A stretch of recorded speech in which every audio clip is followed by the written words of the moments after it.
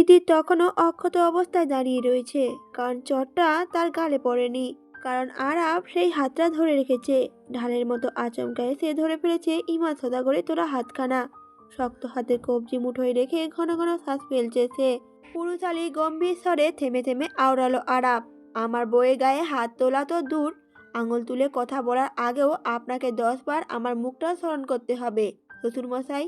আর তারপরেও যদি এই হাত ওঠে ওকে মারার জন্য, তাহলে জেনে রাখবেন এমপি আরাব মানুষ হিসেবে যতটা ভালো, স্বামী হিসেবে ঠিক ততটাই বেপরোয়া আর উন্মাদ। নয়তো যে হাত ধরে রেখেছি সেই হাত ভেঙে গুড়িয়ে দিতে আমি দুবারও ভাববো না, কথাটা মনে রাখবেন। এদিকে তিতির এরকম কাণ্ড দেখে হতবিহ্বল হয়ে গেল। ফ্যাল ফ্যাল চোখে কিছুক্ষণ চেয়ে রইল আরাফের দিকে।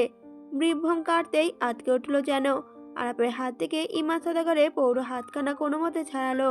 তারপর সবটুকু শক্তি খাটিয়ে দু হাতে ঠেলে সরিয়ে দিল আরাফকে। এদিকে তিতিরের ঠেলায় দুপা পিছিয়ে গেল মানুষটা। বিধ্বস্ত অবস্থায় মাথা নুয়ে রাখলো শুধু। শুধু যে তিতিরের সামনেই তার দুর্বলতা, অসহায় সমস্ত অস্তিত্ব। কিন্তু ইমাদের মাথায় তখন আগুন জ্বলছে।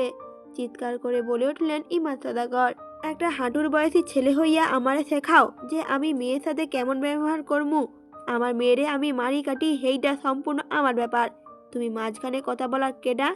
সাথে সাথে আরাম বলে উঠল, আমি কে? আমি তিতিরে হাসব্যান্ড, ওর বর্তমান অভিভাবক।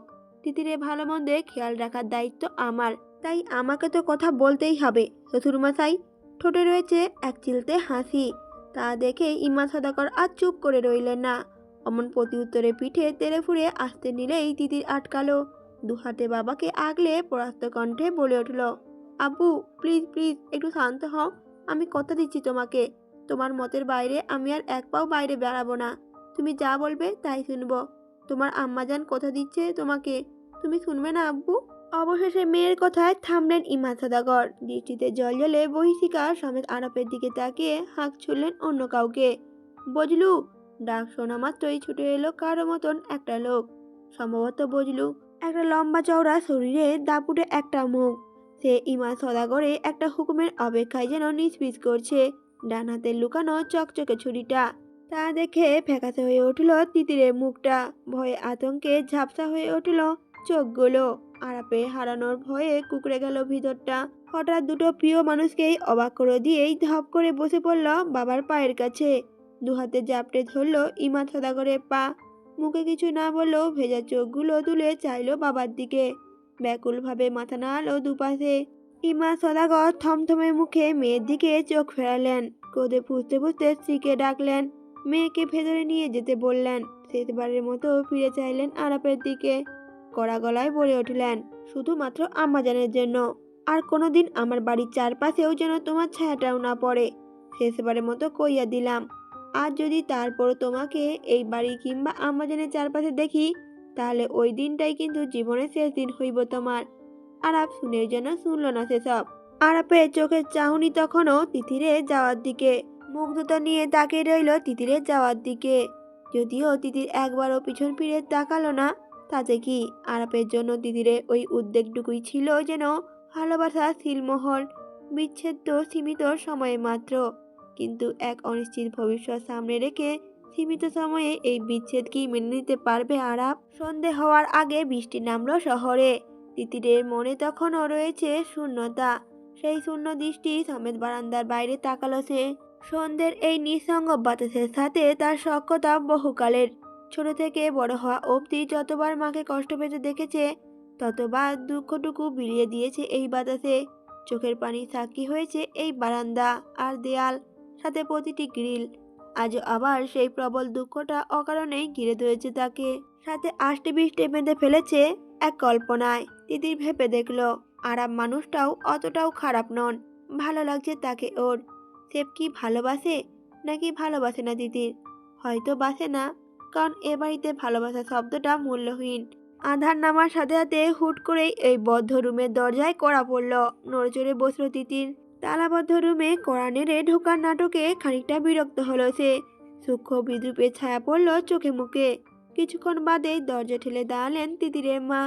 ভদ্র মহিলার সমস্ত অস্তিত্বের মতো প্রশ্নবিদ্ধ চোখে চাইল তিতির। যেখানে স্বামীর সঙ্গীবিহীন একাকী জীবন তার কল্পনানীত, সেখানে মেয়েকে এমন কষ্ট পেতে দেখে কি বা করার আছে তার। তিতির বলে উঠল, কেন এসেছো?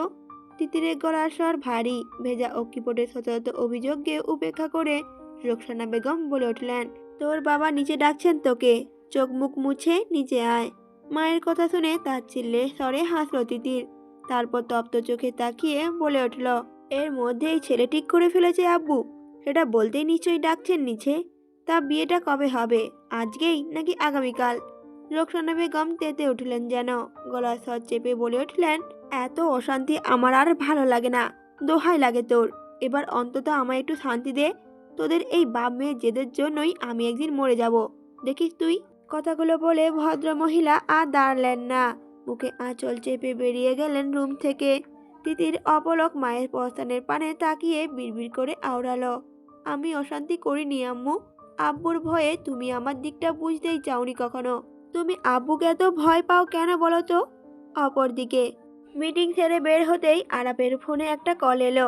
যান্ত্রিক বস্তুটায় জল করছে স্ক্রিনে টুবাইয়ের নাম। টুবাইয়ের নামটা দেখে রিসিভ করলো আরাপ, কিন্তু কানের পাশে মুঠোফোনটা নিতেই কেঁদে উঠল অপর পাশে টুবাই। নাক টেনে টুনে রীতিমতো আহাজারি করছে সে। আরাপ এবার প্রচন্ড বিরক্ত হলো। ধমকের স্বরে জিজ্ঞেস করে উঠল, আরে এভাবে কাঁদছিস কেন? আশ্চর্য! টুবাইয়ের কান্না বাড়ল বই কমলো না। টুবাইকে কান্না থামাতে না দেখে আবারও একটা ধমক দিল আরাপ। সাথে সাথে টুবাই কান্না থামিয়ে দিল। তারপর ধরা গলায় বলে উঠল, আরাপ ভাই, তৈয়ব ভাই আর নেই। গতকাল রাতে ইমান সদাগর আর তার লোকেরা এসে তৈয়ব ভাইকে ইচ্ছা মতো মেরেছে। আমরা যখন গোডাউনে আসি তখন প্রায় সকাল। ততক্ষণে তৈয়ব ভাই। আরাপ আর শুনতে পেল না টুবাইয়ের বাকি কথাগুলো। কেমন একটা ঘোরের মধ্যে আবিষ্কার করলো নিজেকে। হসপিটালের করিডোরে টুবাই কাঁদছে। পাশে দাঁড়িয়ে আছে জিল্লু, তারও চোখ ভেজা। ওদের দলের আরো অনেকে দাঁড়িয়ে আছে কেবিনের বাইরে। আরাপও কোনো মতে এসে ওদের সামনে এসে দাঁড়ালো। অস্পষ্ট স্বরে আওড়ালো,